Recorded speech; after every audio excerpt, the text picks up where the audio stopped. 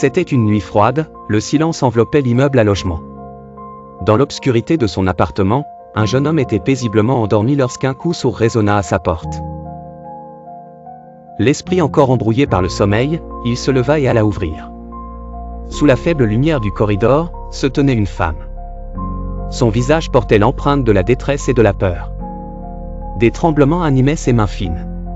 « Puis-je passer la nuit ici » demanda-t-elle, la voix pleine de supplication.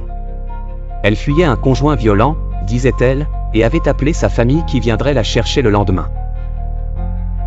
Sa vulnérabilité touchait le jeune homme, qui accepta sans hésitation. Il lui offrit une couverture et l'invita à prendre refuge sur le divan du salon.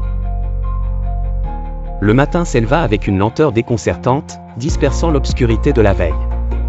La couverture, soigneusement pliée sur le canapé, témoignait de la présence éphémère de la femme. Curieusement, elle n'était nulle part.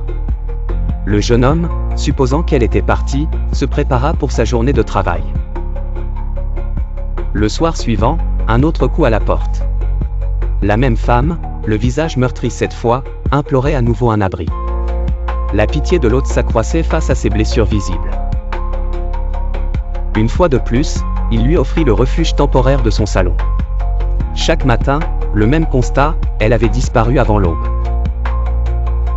Intrigué et préoccupé par ces apparitions nocturnes, le jeune homme se résolut à signaler cette étrange situation à la police. Lorsque l'officier lui présenta une photo, son sang se glaça. C'était la femme. Mais l'agent révéla une vérité terrifiante, cette femme avait été tragiquement tuée par son conjoint dans leur appartement. La révélation remplissait l'air d'un froid paralysant, laissant le jeune homme avec la cruelle certitude que son appartement avait été, chaque nuit, visité par un spectre, une âme tourmentée cherchant refuge après sa mort violente.